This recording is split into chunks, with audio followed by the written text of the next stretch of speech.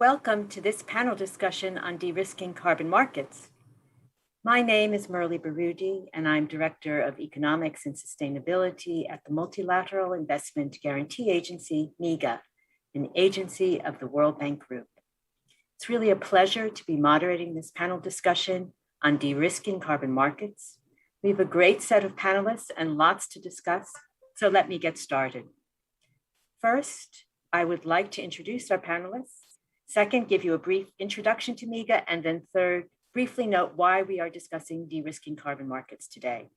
So next slide, please. First, let me welcome our panelists. Sarvesh Suri, he is MIGA's Director for Climate, Energy, Extractives, Capital Markets, and Financial Markets in our operations team. We also have Chandra Shekhar Sinha, who is at the World Bank, where he is an advisor in the Climate Change Group. We also welcome Yu Salwe, who is at the Gold Standard Foundation, where he is head of environmental markets. And last but not least, Chris Leeds, who is at Standard Chartered Bank, where he is head carbon markets development.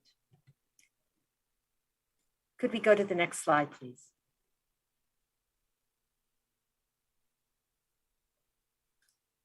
So MIGA was established in 1988 with the specific mandate to promote cross-border investment into developing countries in order to foster economic development. MIGA seeks to fulfill this mandate by offering guarantees, that is political risk insurance and credit enhancement instruments.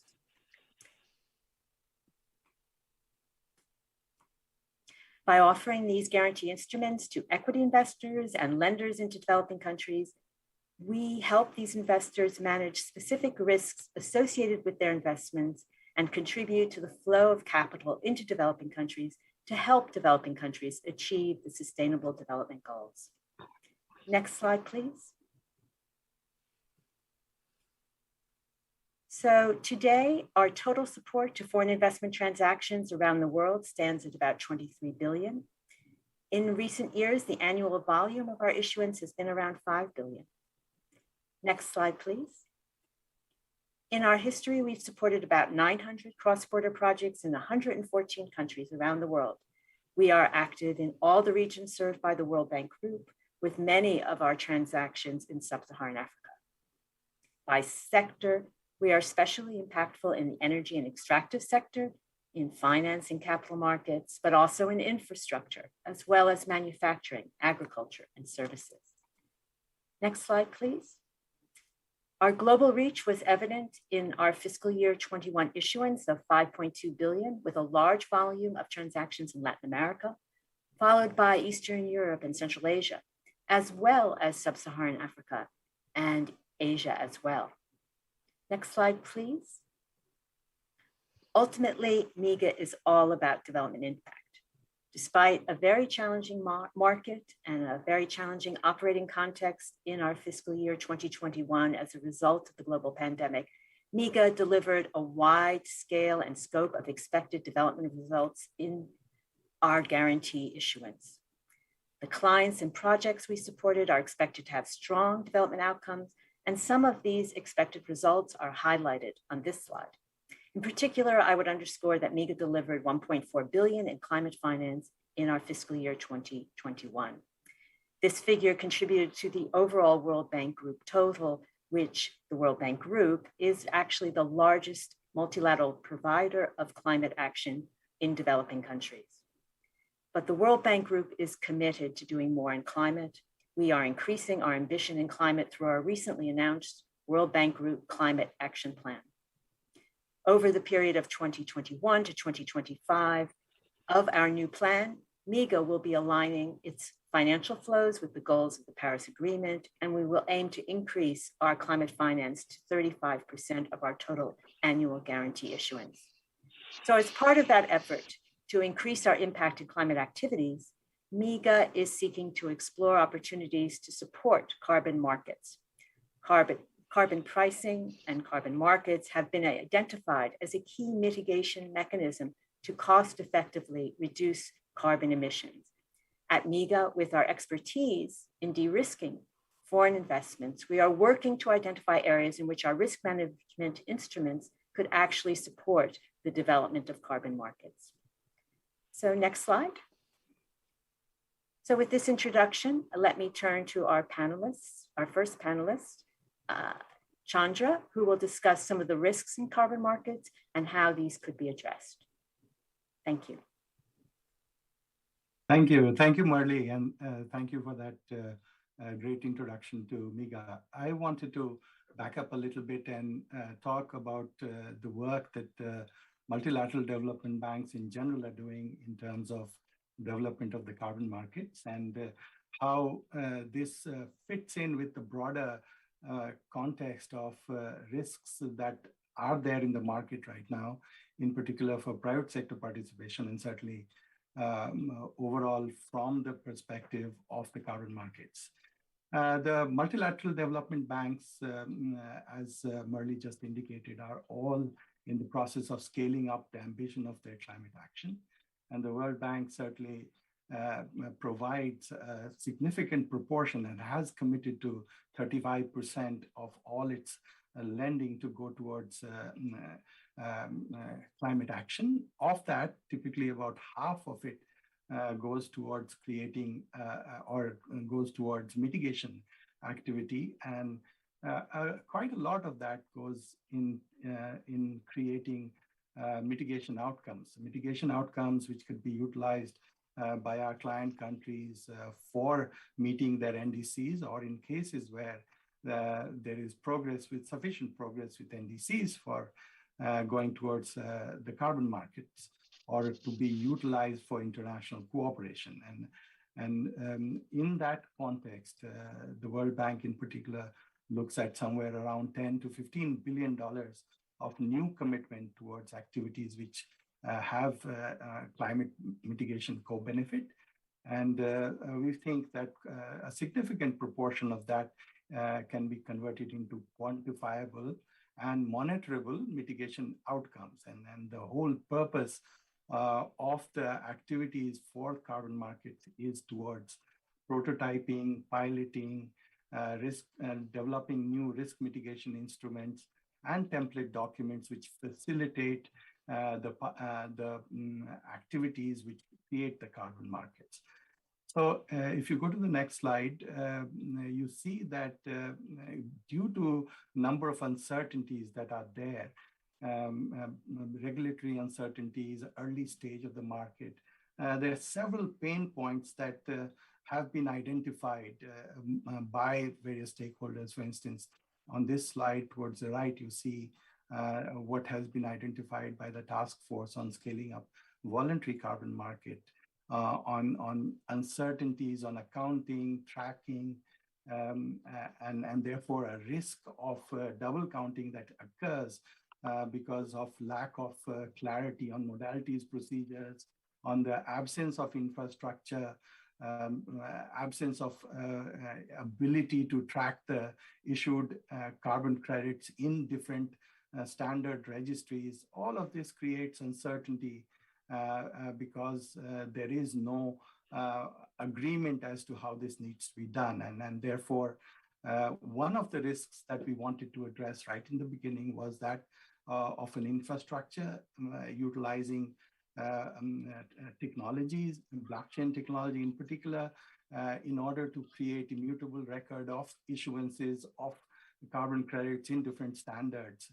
And if you go to the next slide, you'll see that this is reflected in what we call the climate warehouse infrastructure, where you will see that the metadata layer, the data layer for a global public good, which allows all market participants to see what is happening in different registries of different standards of different countries, of regional registries, in order to have a common view or a view of the full market activities, in order to have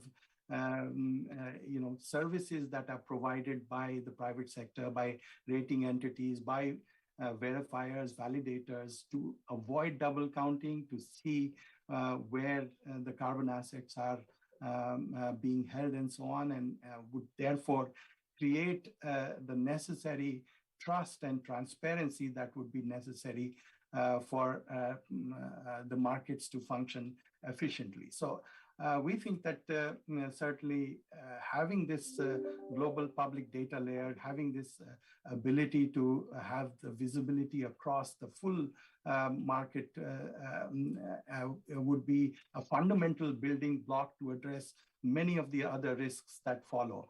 If you go to the next slide, the key risk that we've seen, and those of you who are familiar with the market would recognize, is that of corresponding adjustment as a means of adjusting or the carbon assets that are created to avoid double counting and to have a good understanding of where and which market participant is utilizing different carbon assets. So in the way the market is structured right now, there is clarity in terms of understanding based on the draft text that are being discussed at Glasgow right now on the compliance utilization. Certainly, as far as the Paris Agreement is concerned and compliance to NDCs are concerned, and CORSIA, for instance, are the two reasonably well-defined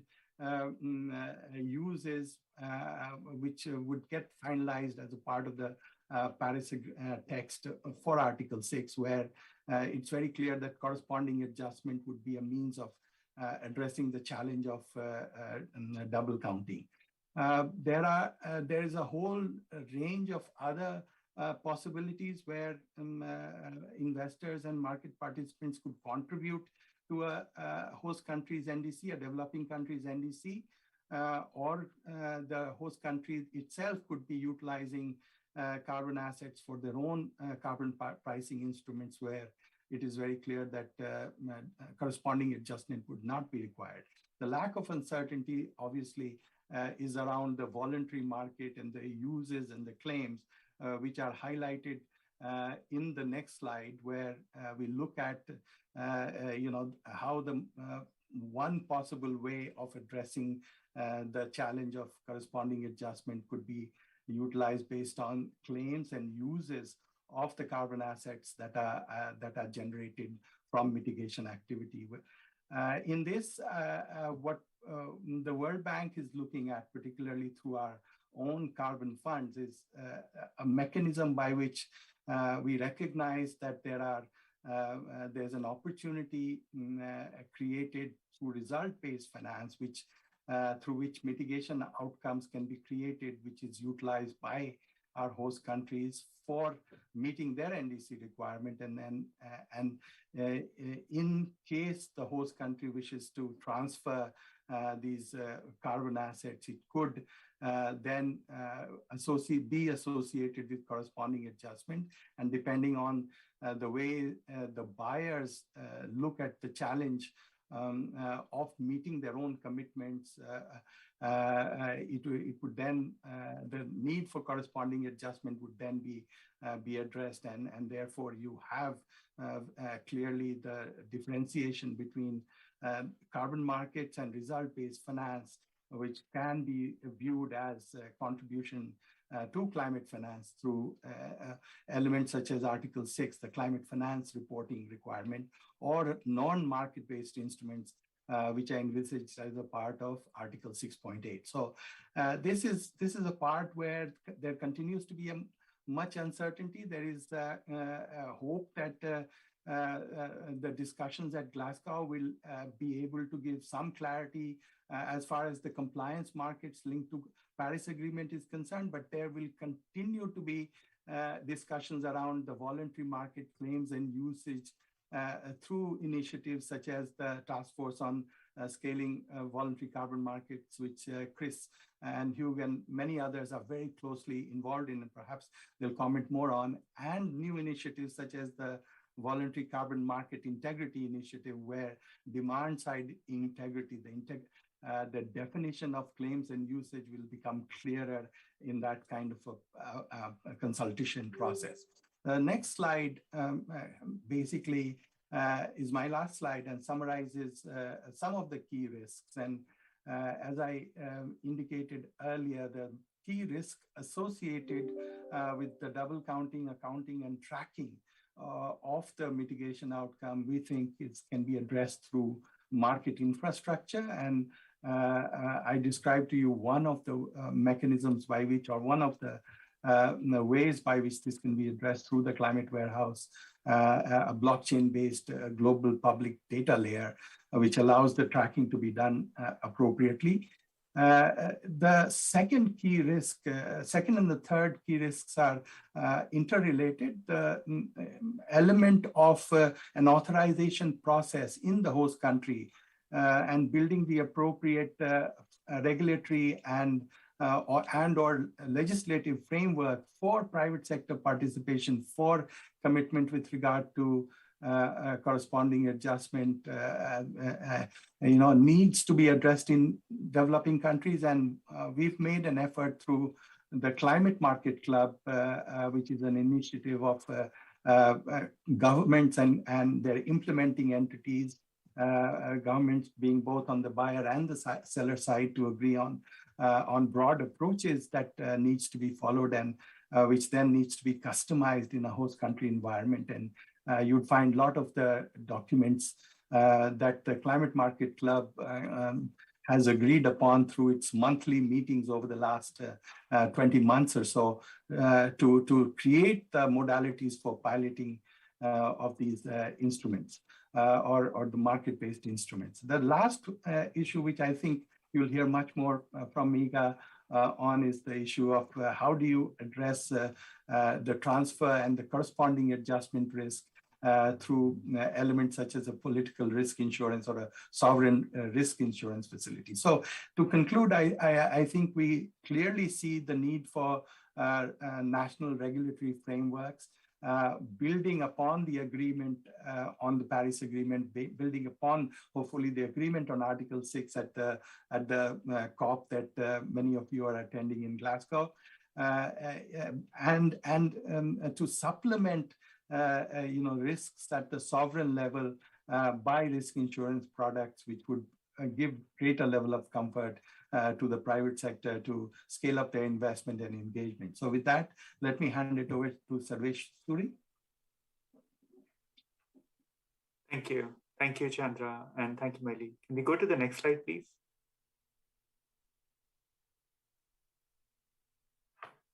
Thank you. So Maili already described a brief background about MIGA, and then Chandra very kindly described about the risk, the political risks that are there in the carbon markets. Let me talk a bit more about MIGA's products and what role MIGA could potentially play in the carbon markets. MIGA offers two kinds of guarantees. First is a political risk insurance to de-risk cross-border private sector investments from the following risks. These are breach of contract, expropriation, risk of transfer and currency convertibility, and war and civil disturbance. This is a product that MIGA has been offering for the last 33 years since we were established. And collectively, these four risks cover all the key government risks that foreign investors face when they invest into developing countries. The second suite of products is where we support financial borrowings for public sector projects by governments at sovereign, sub-sovereign, or at SOE level. These guarantee products are more akin to comprehensive covers available from the ECAs. Next slide, please. So essentially what MIGA does is we connect an investor to investments or projects in developing countries. Our political risk insurance can be offered to any types of investors, whether they are equity investors or providing shareholder loans, whether they are lenders, or whether they are service providers such as EPC contractors or any kind of management contracts as such. We could also provide insurance to convertible and derivative instruments such as swaps and other debt instruments. Insurance policies typically are long tenors. We can provide covers for 15 years for many projects and even for 20 years in exceptional cases. Another key aspect of MIGA's work is that all of our projects that we support need to meet the World Bank Group, MIGA's performance or environmental, social, and integrity standards. We conduct very thorough due diligence on underlying projects to ensure that they comply with the best in class World Bank Group standards in these parameters. Next slide, please. Let me now try to explain in slightly more detail two of the key MIGA's political risk insurance products, which could be very useful in cross-border carbon investments. The first is MIGA's insurance against expropriation, which is defined as the risk that a host government nationalizes an asset or otherwise makes it impossible to operate the project through discriminatory measures. In this cover, we cover both the outright expropriation of a particular asset or shares of an operating company, but we also cover what is called creeping expropriation, where a host country creates a series of regulations which, when taken all together, could amount to an expropriation. Next slide, please.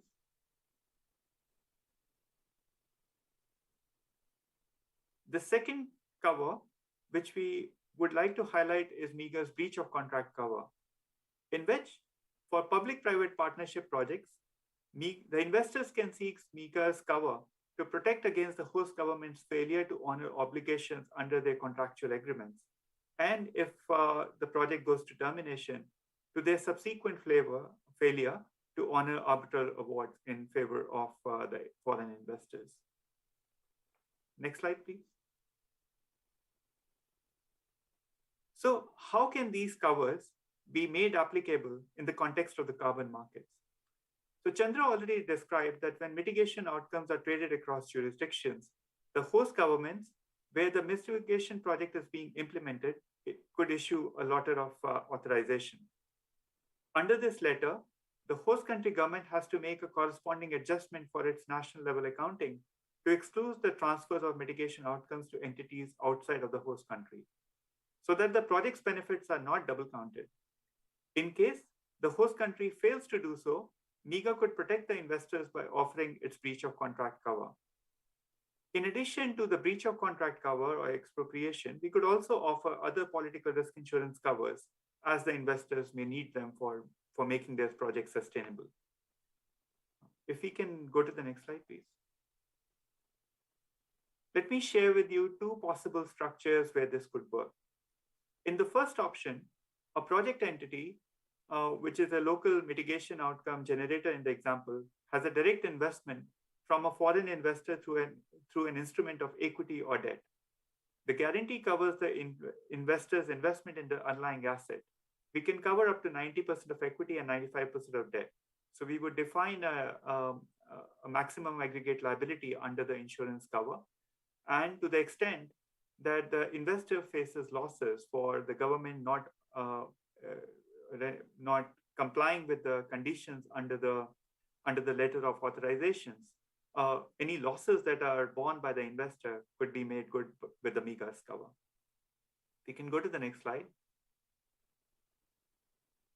In the structure B, we are looking at potentially covering buyers who are interested in purchasing mitigation outcomes, but do not want to make any loan or equity investments in the underlying assets.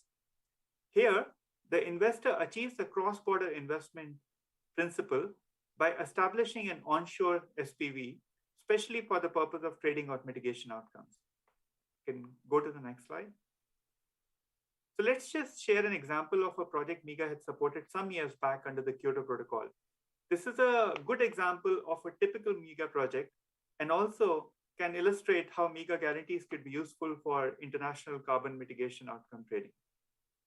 The project was established by a Canadian company called Biothermica Energy in El Salvador through its subsidiary in the country.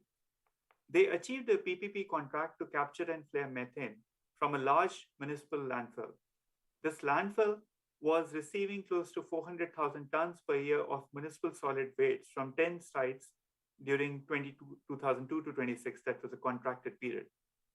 The overall methane emissions were generating close to about 40 million metric cube per year of methane, which was projected at that stage to increase to nearly 80 million meter cube per year in future. By flaring the methane collected, The project saved considerable GHG emissions, and Biothermica sold these CERs under Kyoto Protocol to an international fund for an upfront payment of about $2 million. In this project, MIGA covered several risks, which, and that's typical, not only the breach of contract and expropriation, but also certain other risks. So the risk that MIGA covered was, the first risk MIGA covered was any administrative or regulatory decisions that may reduce the waste quantities delivered to the landfill itself. The second risk we covered was expropriation of the assets under MIGA's expropriation cover. The third risk we covered was a breach of contract that protects against loss of the CERs. And this was again done through a letter of authorization that the government had issued in favor of the investors. And then MIGA also provided cover using our war and civil disturbance cover, which to protect any damages to the company that may have occurred due to a physical damage to the asset, or even due to inability of the auditors to enter the project site due to political related violence. So as you can see, depending on the project that we are providing support for, along with the breach of contract and expropriation that I described earlier in a bit of detail, other MIGA political risk insurance covers may also be relevant. In this case of El Salvador, for example, another very important cover was the war and civil disturbance insurance. If you can go to the next slide. So while we are a PRI provider, political risk insurance provider, we also offer substantially other values to MIGA clients. The first is that we are highly innovative. For each transaction, we have the ability to tailor make our products and innovate our products to make sure that we meet all the client and the project requirements. We have a very strong risk appetite and have a global reach that Murli already described. Another very important feature of MIGA's involvement that I touched upon earlier is our very highly recognized environmental, social, and integrity standards.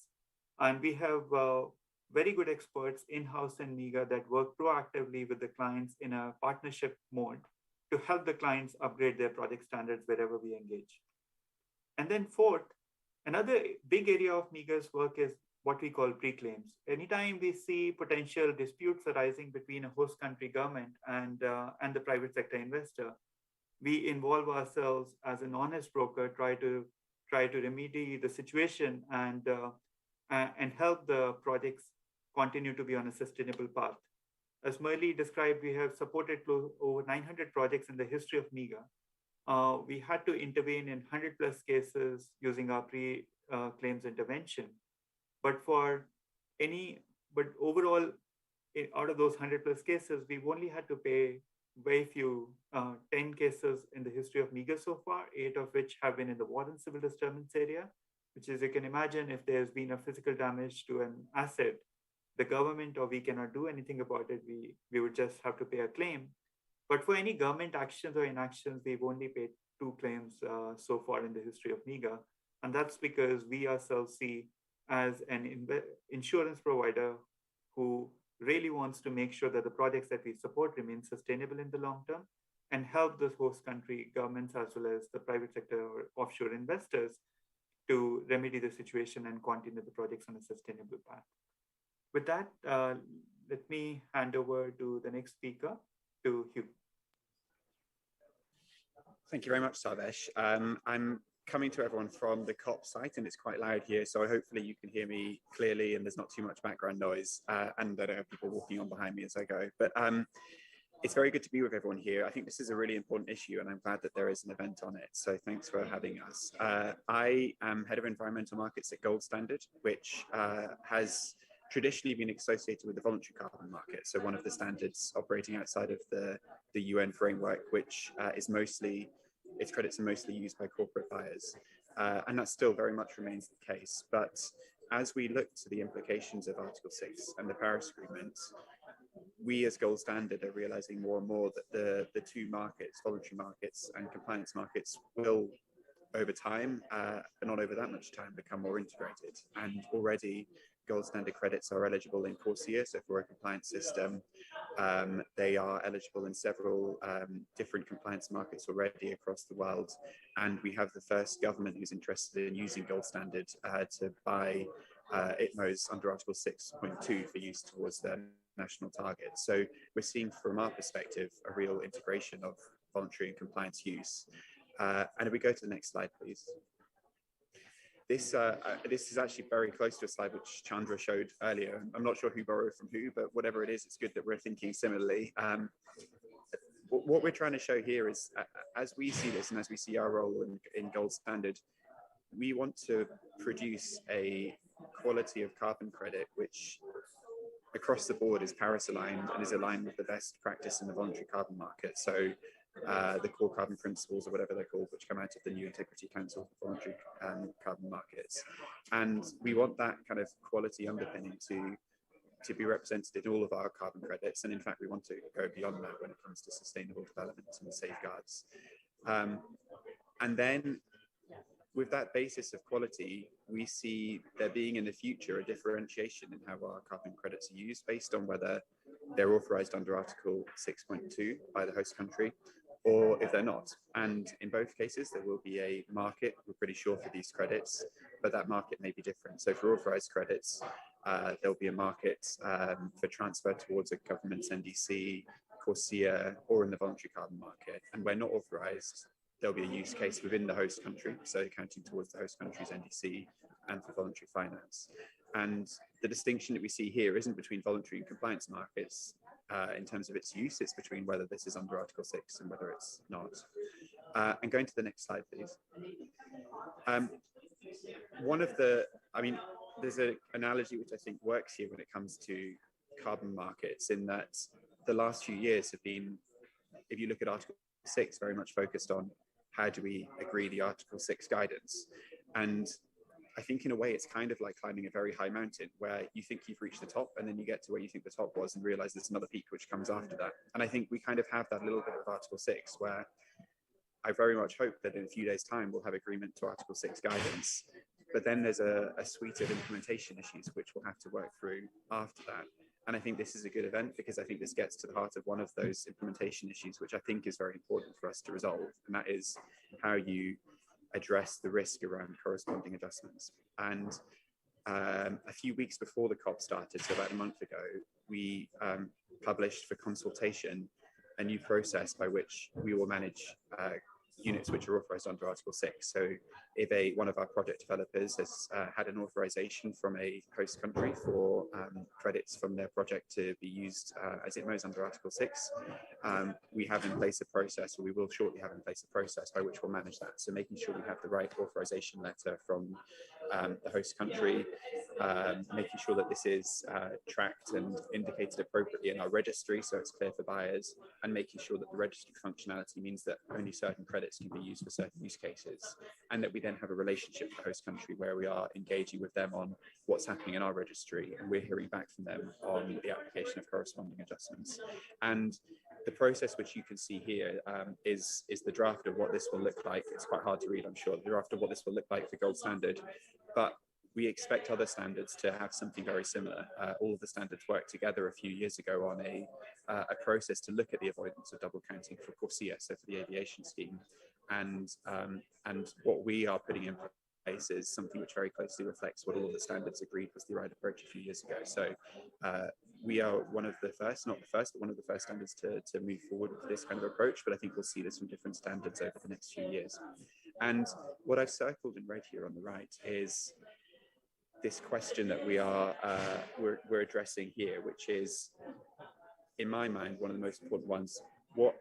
Once a host country has provided an authorization, what then happens if a corresponding adjustment isn't applied following that authorization? And we heard from Sarvesh about a really good example of how MIGA can play a role there in providing that de-risking by providing an insurance mechanism to mitigate that risk. And we in Gold Standard will have in place a procedure to sort of understand when an adjustment hasn't been applied, to provide some kind of reconciliation measure. But the solution doesn't just lie with gold standard, it lies with other market actors like the World Bank's MIGA program, like others as well. And so I think this is a really important issue for us to be kind of working on across the market. And just going to the next slide. When thinking through how to address this risk of whether or not whether a host country doesn't apply an adjustment they have authorized, I kind of see there being different steps that we can think about. And this doesn't all come down to insurance. That, in my mind, is the very last case where something has gone wrong and it can't be mitigated. But there are steps which can come before that, which I think matter for this. One of them, which seems very technical, but is very kind of relevant right now as the negotiations go on, is what is it that triggers a corresponding adjustment? And this is actually something which is under negotiation, as I understand it at the moment, whether a host country should apply a corresponding adjustment when they give an initial authorization. So when they say to a product, we allow you to use your credits as ITMOs, or it applies when there's a transfer at a later date. And if you have an earlier trigger point for corresponding adjustments, then what that means in practice is that you will have more credits available on the market. You will have, if you're looking at voluntary market or CORSIA, which have been adjusted by the time that they are actually used. And so you don't face this risk so much because the adjustment has happened, rather than private buyers purchasing something where there is this risk hanging over it and there's just an authorization at that point. And so I think this is quite a live issue when a corresponding adjustment is actually triggered. And I think we'll have more clarity on that over the course of this week.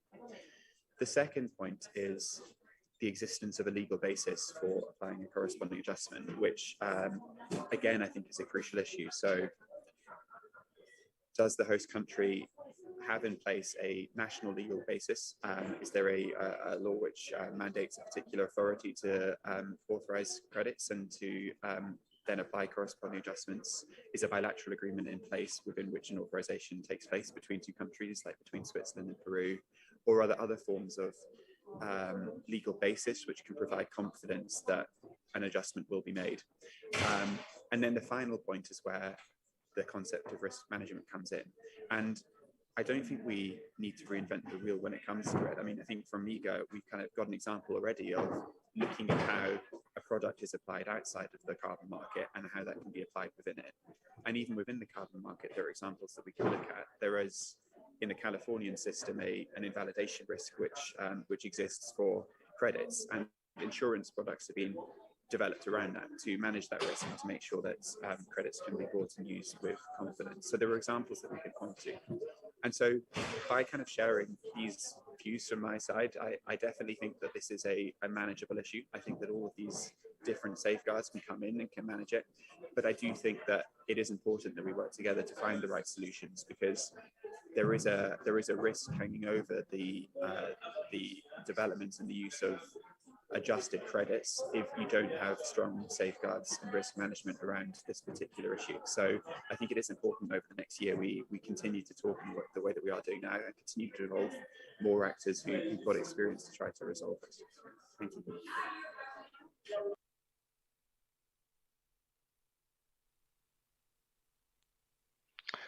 Thanks, Hugh. And I will follow up on that, and just to say thanks also to the other panelists. It's been a really fascinating insight into these risks and how we manage them. And you know, what I think it's useful also just to say why de-risking markets is important, and what we're actually trying to achieve here. So first of all, it's worth just saying that what we're trying to achieve is to get large amounts of capital, as much capital as we possibly can, into projects that will reduce, remove, mitigate carbon emissions as quickly as possible and as efficiently as possible. So if there are lots and lots of risks that are seen to be part of this, then that will become more and more difficult, and we'll see less money coming into the system, and therefore you know, the goals that we're trying to achieve here, and to you know, in particular to reach the goals of the Paris Agreement and the 1.5 degree limit, it will be more and more difficult to achieve that. So I think what's really interesting is an organisation like MIGA, who Standard Chartered worked with for many years, particularly in the emerging markets, where we are most active. It has a great role to play here, as does the World Bank in general, with some of the structures that they can bring to this market to facilitate its growth. They're one of the organizations that really can take risks that other organizations would not be prepared to. And banks are here to also mitigate and transfer risk, but there are certain risks that we would rather not take, or we're just not able to take. So working with an organization like MIGA is really important. So first of all, let me just give a little bit of background to what I'm doing at Standard Chartered, and then some of the other things that I'm involved in. So at Standard Chartered, we recently announced our own plans to transition to net zero 2050 in our financed emissions. So we put out a white paper on that and how we're going to do that. And one of those areas that we're going to be involved in is in carbon trading. We see carbon trading as being an efficient way of being able to raise capital, to also put a price on carbon, and to ensure that the polluter pays, and that actually this externality that has existed for a very long time of carbon dioxide emissions and the costs that it has on society is priced properly. Carbon does have a price, but typically it's close to zero, and that means that people are able to use it freely and without limits. And this is one of the reasons why we are in the position we are today. In fact, carbon dioxide, and the right to pollute and right to emit carbon dioxide is a very scarce resource. As we know, we've got about a budget of around 550 billion tons between now and 2050, or in fact forever, if you like. And now that may sound like a lot, but when you realize that we're emitting 55 billion tons a year, that will go in 10 years. And so I think governments are also waking up to realize that the right to emit emissions is a sovereign asset. And so however you allocate that through your own emissions trading scheme that you might implement, or through international trading, or through the voluntary markets, then you need to be able to control that asset, just as you would control any other strategic asset that happens to be on your land, whether it's gold, wheat, or of course, indeed fossil fuels. So carbon is going to become recognized, I think, quite quickly as that. Now, so Standard Chartered, we're planning to put in place mechanisms to be able to trade that, to provide services to our clients to be able to finance those carbon projects, and also to be able to trade the underlying products, to provide risk management services around the pricing specifically.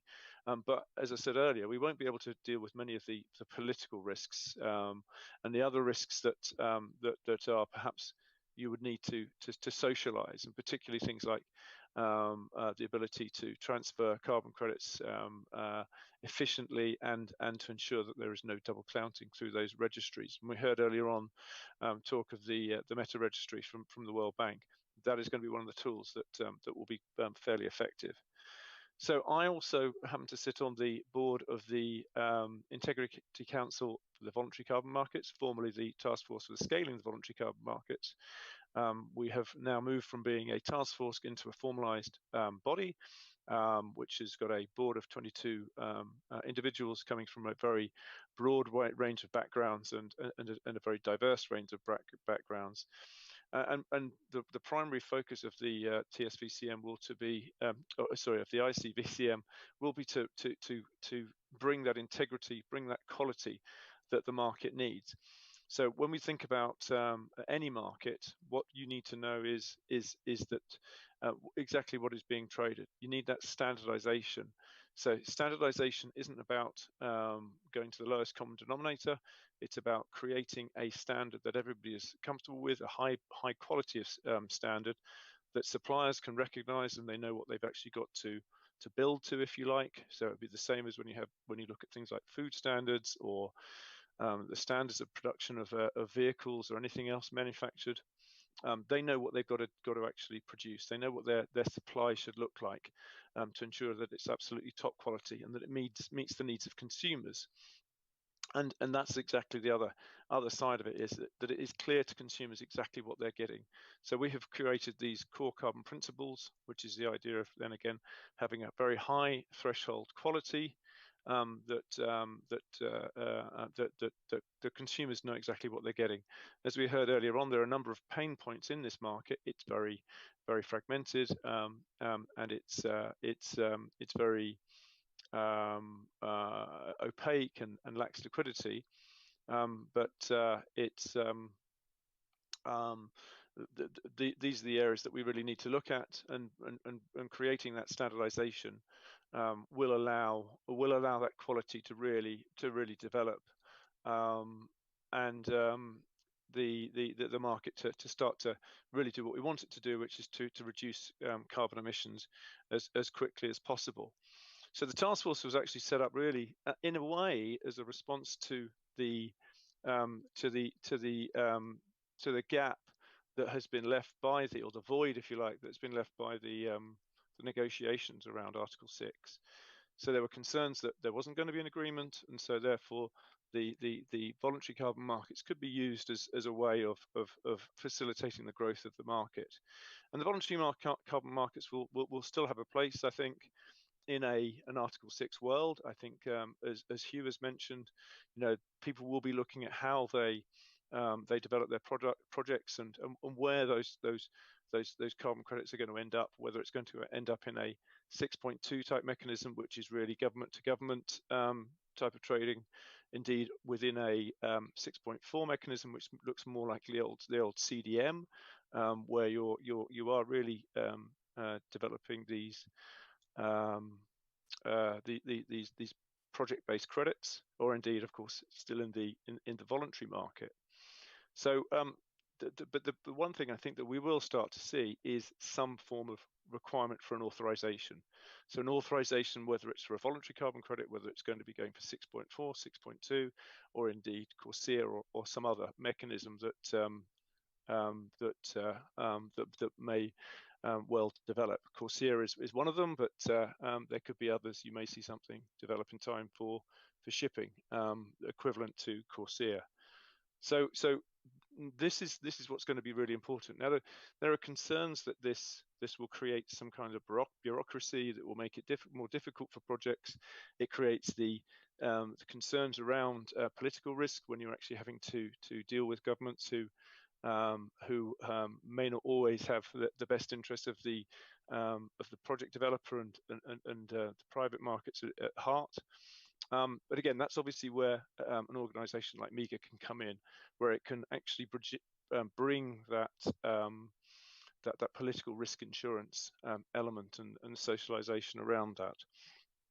So I think that we're going to see those kinds of mechanisms develop. But one way or another, you're going to be faced with having to get authorizations, and those authorizations, as we heard earlier on, will potentially lead to corresponding adjustments.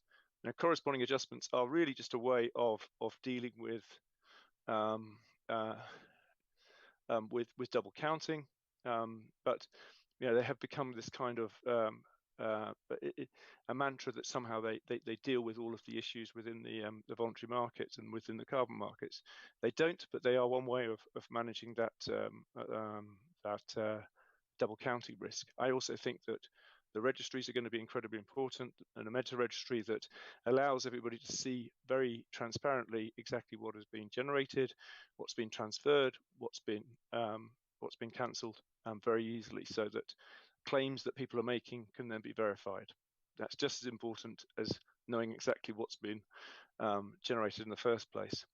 So, I think that these are the areas that an organisation like MIGA can definitely support. It's obviously very much involved with those political risks, but I think that we can look at other areas. The meta registry is one of them, and potentially we might look at some of the other risks that can arise from carbon credits and carbon projects.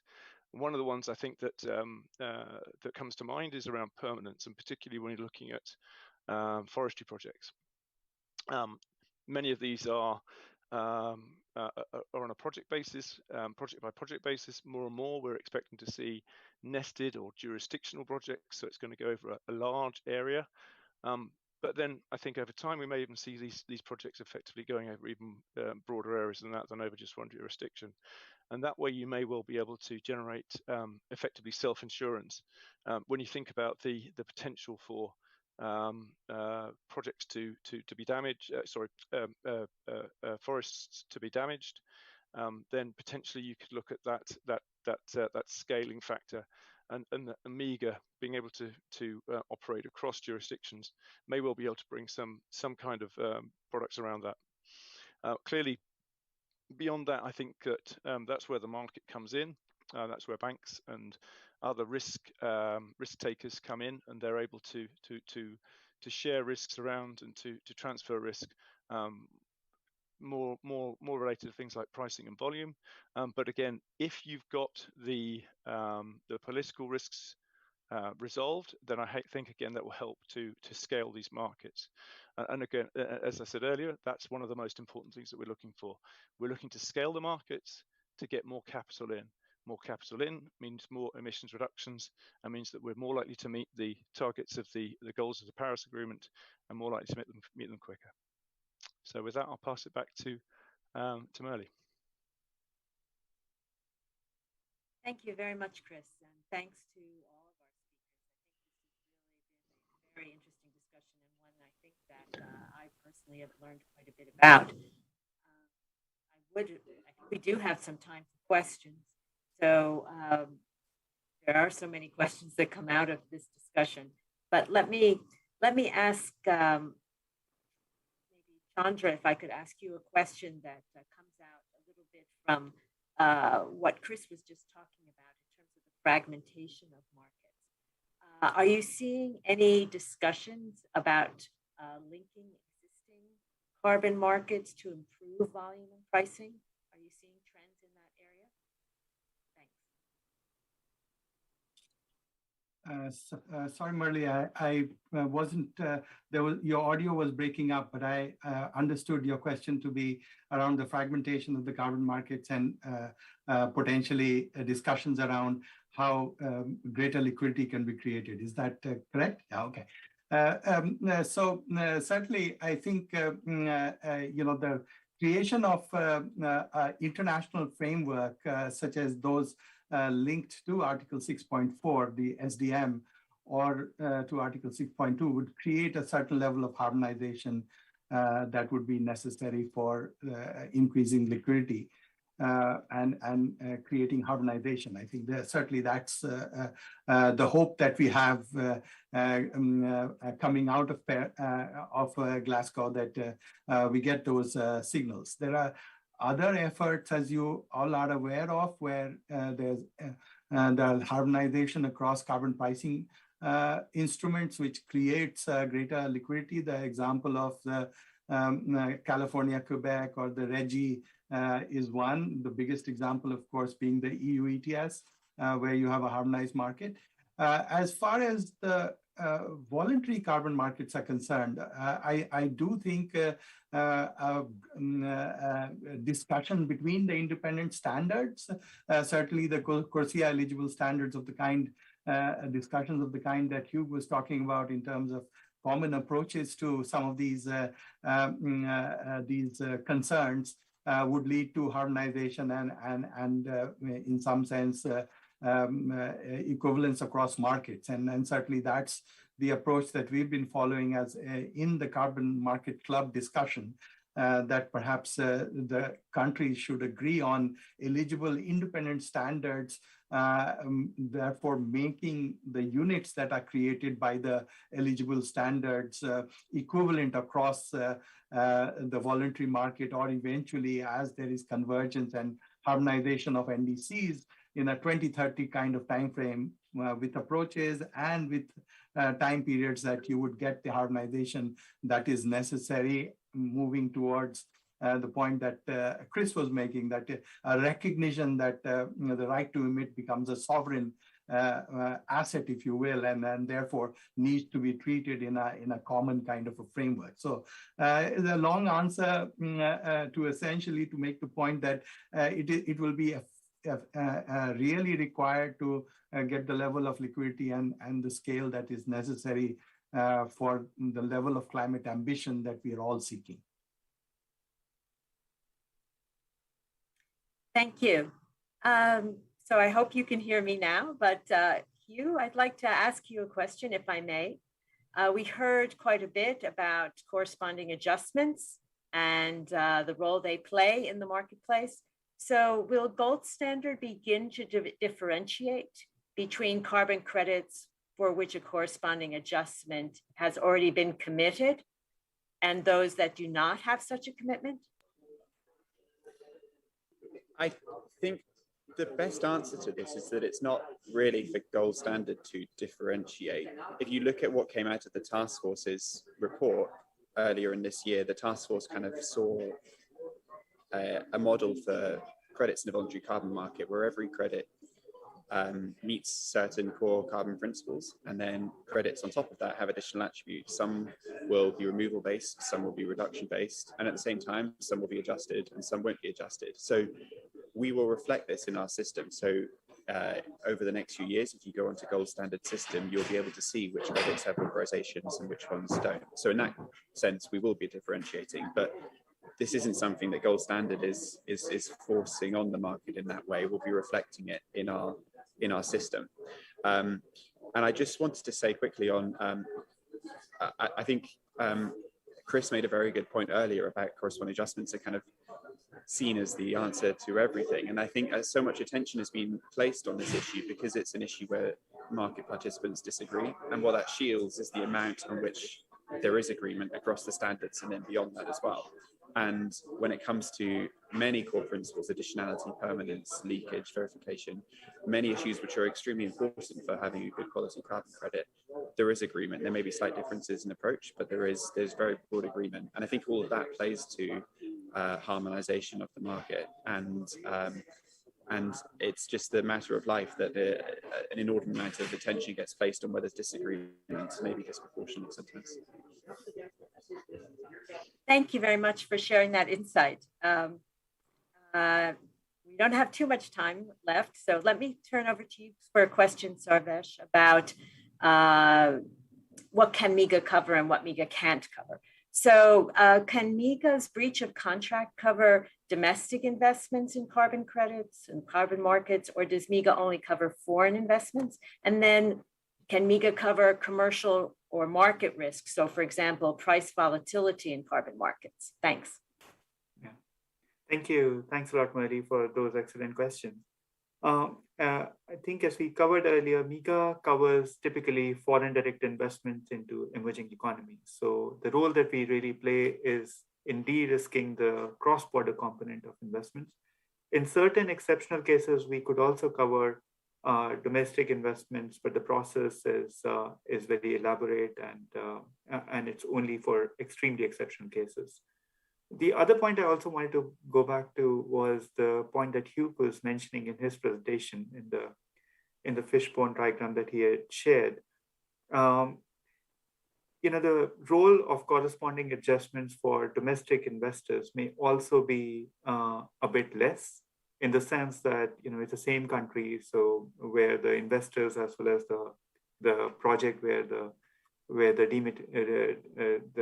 mitigation outcome is being achieved are in the same country. So the role for corresponding adjustment in the domestic markets may also be lesser. On your second question, MIGA can only cover non-commercial risk, so we can only cover political risk. To that extent, because the way the carbon prices may behave in future, that's more of a commercial risk. That's for the investors today. Thank you.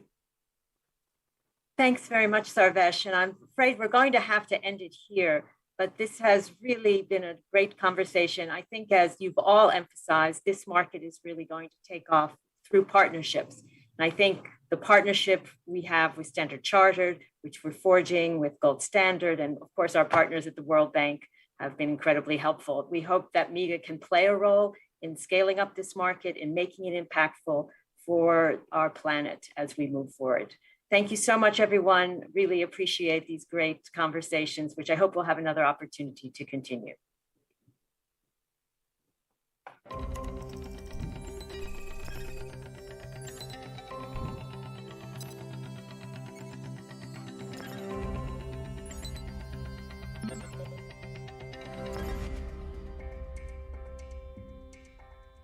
Great, thank you. Thanks very much. Thanks, bye. Thanks, Chris.